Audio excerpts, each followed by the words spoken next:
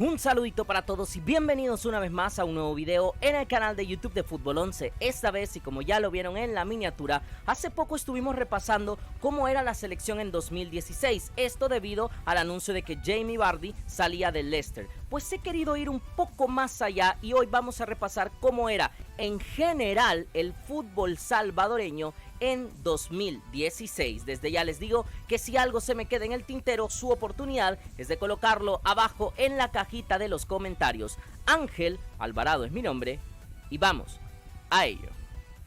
Esto ya lo habíamos dicho en ese video, pero igualmente lo repasamos quizás un poquito más a profundidad. Para el año 2016 la selección era dirigida por Ramón Maradiaga. De hecho, el entrenador de origen hondureño fue presentado el 23 de septiembre del año 2015. Dirigió 4 partidos en ese año y luego el grueso de su mandato en la selección fue en el año 2016. De hecho, en ese año, debido a la mala racha, fue despedido del cargo el 8 de septiembre del 2016, casi exactamente 12 meses lo que duró. Quizás el partido más recordado fue en el Estadio Cuscatlán, un empate 2-2 que tuvimos justamente contra la selección hondureña con goles de Pablo Punget y Nelson Bonilla, pero más allá de eso, lastimosamente la racha del profesor no fue buena. Estamos viendo imágenes, por cierto, de ese partido, imágenes de Canal 4, que en ese momento emitió el encuentro. La racha del profesor Ramón Maradiaga fue de 0 victorias, 2 empates y 7 derrotas, en los que consiguió 6 goles a favor y encajó 20 goles en contra. Esto lo llevó a su despido el 8 de septiembre del año 2016, lo que también cargó, porque en ese mes justamente de septiembre perdimos contra México y contra Canadá en la cuarta ronda mundialista para la eliminatoria de Rusia 2018. Lastimosamente caemos también contra México, caemos contra Canadá y esto lleva al despido de Ramón Maradiaga. En ese momento competíamos en ese grupo mundialista con México, Honduras y la selección de la hoja de Maple. No pudimos ganar ninguno de los partidos y esto nos llevó a que Eduardo Lara tomara el relevo en el banquillo de la selección. Esto fue en diciembre del 2016, si no estoy equivocado fue el 14 de diciembre. No llega a debutar como entrenador hasta el próximo año, por eso no lo evaluamos en cuanto a números, pero sí nos dio ese primer paso a un entrenador bien recordado, de hecho, en su etapa en la selección nacional y que posteriormente incluso volvió a El Salvador ya dirigiendo a los Salvos de la Alianza, pero que insisto que en ese instante creo que fue bastante querido en su proceso de selección, a pesar de que cuando él es nombrado nuevo director técnico de la selecta había dudas, y yo creo que eran dudas razonables, más que por el técnico, por el entorno que había. En una encuesta que llegó a realizar el gráfico, recuerdo que más del 29% desconfiaban de si era una buena elección y más o menos el 32% estaba en ya veremos, diciéndolo vulgarmente, ¿no? El resto del porcentaje estaba de acuerdo con la llegada del colombiano. Eso fue el contexto selección en el que lastimosamente nos fue bastante mal. Ahora, en cuanto a fútbol de la liga local, se produjo probablemente el que ha sido el mejor fichaje, si no de la última década, quizás de todo el siglo en el fútbol salvadoreño, y fue el de Sebastián Abreu, que llegaba como flamante fichaje del cuadro tecleño. Fue presentado el 7 de julio del año 2016. El delantero que llegaba a la liga salvadoreña con 39 años, de gran recorrido en el fútbol sudamericano, mexicano, había pasado por clubes en Europa y que aceptaba este reto de vincularse con el Santa Tecla Fútbol Club. En un torneo en el que claramente fue de menos a más, debido a que marcó 6 goles en la fase regular, que para ser Sebastián Abreu digamos que era normalito, pero eso sí, cumplió con su palabra cuando vino acá a El Salvador y dijo yo voy a estar en todos los estadios, y apareció prácticamente en todos los estadios.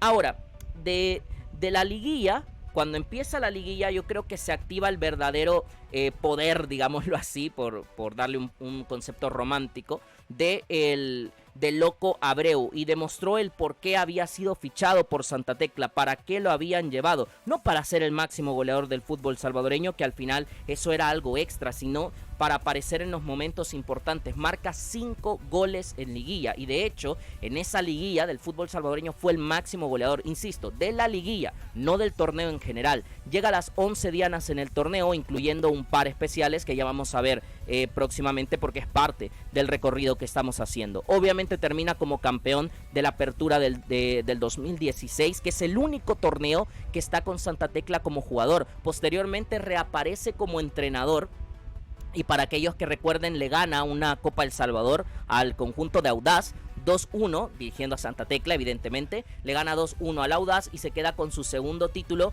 como tecleño, el primero como entrenador para ese momento.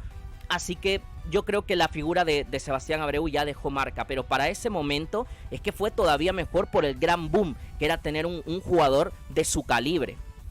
En ese año 2016, y como pasa en El Salvador, que tenemos 2 campeones por año natural, debido a cómo está hecho nuestro fútbol, pues tuvimos quizás el campeón improbable, el campeón sorpresivo de ese año, ya que en el Clausura 2016 llegaron Águila y Club Deportivo Dragón a la gran final del fútbol salvadoreño, siendo la primera vez que había un derbi de San Miguel en la gran final, y con la gran sorpresa de que fueron los Escupefuego quienes se llevaron su título número 3 en la historia, tras el gol de Wilma Torres al minuto 18, con el que pudieron ensamblar su tercera estrella en el escudo. Insisto que fue un campeón muy improbable que elimina a Luis Ángel Firpo, el Firpo barra Juventud Independiente para esa época, en los cuartos de final. Elimina Santa Tecla en las finales y se planta contra Club Deportivo Águila, con el estadio en contra, con el favoritismo en contra, y bueno, lo gana con Wilma Torres, que desde ahí también empezó ya a escribir su nombre con letras doradas en el fútbol salvadoreño, en la liga local, que era un jugador gana finales. Para ese torneo el máximo goleador había sido Vladimir Díaz, que recordarán que tuvo un paso en Alianza, volvió a Chalatenango, estuvo en Club Deportivo FAS también, tuvo 15 goles en ese torneo, y el portero menos vencido había sido Benji Villalobos, para una época donde Águila defensivamente mandaba en la liga, y con la pareja de Jimmy Baloyes más Henry Romero realmente había logrado generar mucha expectativa en afición emplumada. Para el siguiente torneo, que justamente es en el que llega Washington Sebastián Abreu a la institución tecleña, la final yo creo que era más o menos lo que se esperaba por lo que se vio en la fase regular del torneo, que era Alianza contra Santa Tecla, una final muy icónica, no solo porque estaba Abreu en la final, sino también por cómo se fue desarrollando, el hecho de que haya iniciado ganando Santa Tecla, la remontada de Alianza y finalmente la voltereta última por parte de Tecla con los 2 goles de Washington Sebastián Abreu. Alexander Larín y Fito Zelaya marcaron para Alianza, Gerson Mayén y el doblete de Sebastián Abreu fueron los que le dieron el título a Santa Tecla, que se definieron con 2 goles muy sello de Sebastián Abreu, 2 goles de cabeza, con las imágenes que estamos viendo de la prensa gráfica que los tomó en ese momento. El goleador de ese torneo, curiosamente, fue Jefferson Viveros, delantero colombiano que ha tenido bastantes equipos en la primera división de El Salvador, si no mal recuerdo incluso llegó a estar en Club Deportivo FAS. En ese torneo anotó 13 tantos, y Benji Villalobos volvió a ser el portero menos vencido con 14 anotaciones encajadas, ojo, en fase regular, como siempre lo repetimos. Sebastián Abreu terminó con 11 tantos ese torneo y fue campeón del fútbol salvadoreño. Desde ahí es la primera de las 5 finales consecutivas del Alianza Santa Tecla en una era dominada por Elefantes y Periquitos, que se saldó con 2 títulos de los Albos y 3 para la escuadra que ahora lastimosamente ya no existe, como lo es Santa Tecla. Y para terminar este repaso del fútbol salvadoreño en 2016, recordemos que para esa época el torneo internacional que se jugaba en CONCACAF era la Liga de Campeones, donde los 2 campeones del fútbol salvadoreño accedían directamente a la fase de grupos de ese torneo. De hecho, se jugaba como si fuera una temporada europea.